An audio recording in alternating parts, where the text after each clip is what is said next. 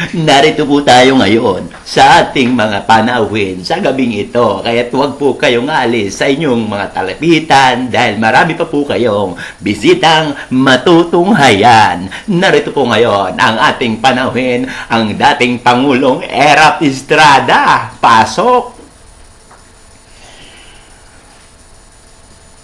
Mga kababayan at mga kaibigan, ako'y lubos na nagpapasalamat at kahit ako'y nagkaroon ng kaso at ako'y nakakulong, hindi pa rin nagbabago ang suporta na aking mamamayan. Maraming salamat sa mga taong hindi lumayo sa aking puso. Darating din ang araw na talagang tayo'y magtutulungan. Alam niyo mga kababayan, kaya naman rin ito panlaro na ating bansang Pilipinas basta tayo pagtulong-tulong at magsama-sama. Thank you po. Thank you. Ayan po ang ating unang panauhin sa gabing ito at narito pa po ang isa, wala pong iba kundi si Mike Bilarde. Kung natatandaan po ninyo, siya po ay isang liderato ng isang rehilyosong mamamayan. Narito po siya ngayon. Magandang gabi po sa inyo lahat mga kababayan. Kayo man po wala rito sa ating pagpupulong-pulong, kayo mapuin sa iyong tahanan po lamang. Idikit lang po lamang ninyo ang inyong kapansanan sa screen po ng telebisyon. Kayo pagagalingin sa ngalan. Hindi ko na po babanggitin.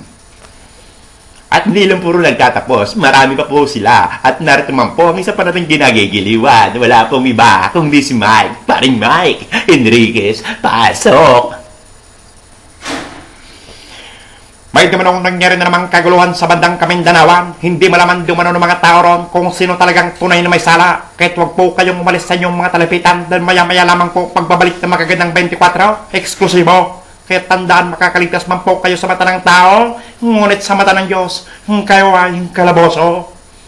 At marami pa po sila. At narito naman po ang ating kinagigiliwan na Noy, isang sikat sa isang pelikulang Pilipino. Wala pong iba kundi si EPJ, si Pando. Pando, pasok!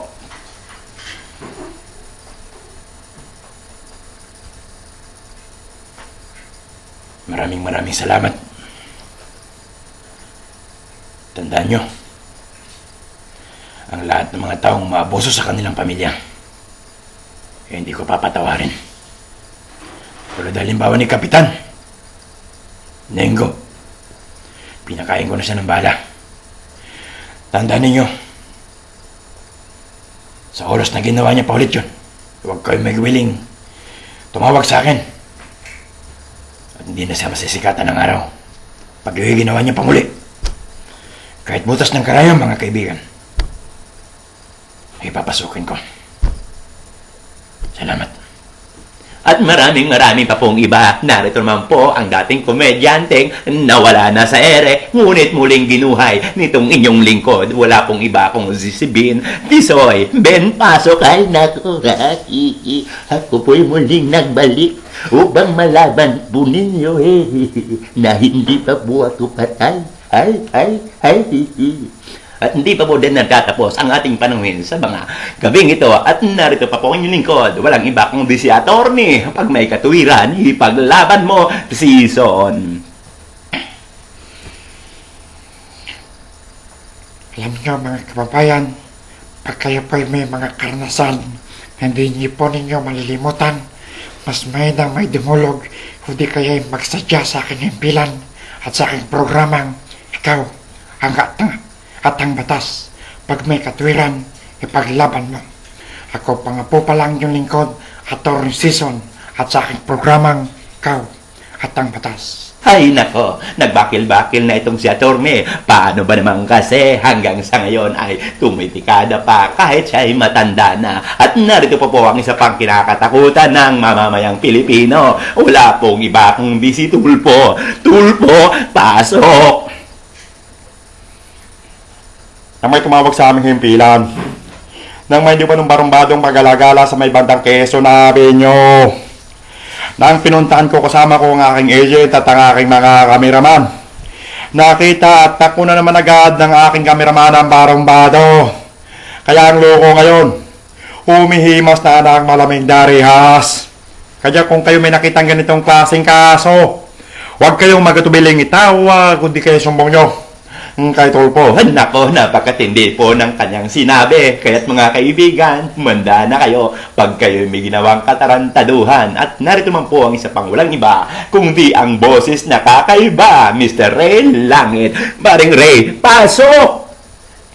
Pag kayo may mga mag-anakan, nanas po ninyo itong makausap.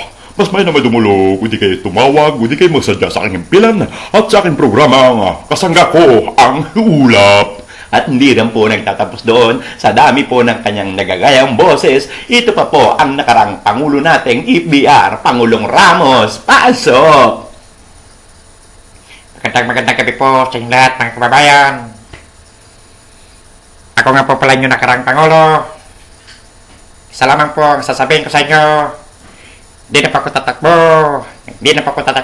Magtatabako na naman po ako. Thank you. At hindi pa po nagtatapos, marami pa po ito. Ang mga patay na yumao na kung saan ay pinipilit niyang buhayin. Narito po, Kaernie Baron, pasok! Ay naman po sa gitna panahon, no, magkakaroon ng pabugsong pagulan sa bandang Kamindanawan at gayon naman po sa bandang Luzon. Kung mahina nga po palagaan sa ng inyong antena, no, magpalit agad ng barong dahil sa panantena, solusyon sa malabong telebisyon. Ay nako, hindi lang po nagtatapos doon. Narito pa po ang isa pa, Mr. Ted Pailon. Ted, pasok! Ang ating mong tatalay bukas ng umaga, wala pong iba kundi hindi po lahat ng magulang ay may pagkakasala tungkol po sa kanilang mga anak. Ang bukas ng umaga tatalakayin po natin sa Hoy Gising. Kasama ko sa Ate Kuring. Ate Kuring, tandaan mo ang ating tatalakayin bukas ng umaga tungkol po sa pamilya. Yan po ang ating tatalakayin bukas ng umaga. Dito lang po sa aking programa. Kasama ko sa Ate Kuring sa aking programang Hoy Gising. Maraming salamat po sa panawing ito. At hindi pa po nagtatapos doon. Marami pa siyang pakwela. Ako nga po pala si Mr. Odog Donald Lucino, Immaculado in the house for short. Mark Loga. Babu.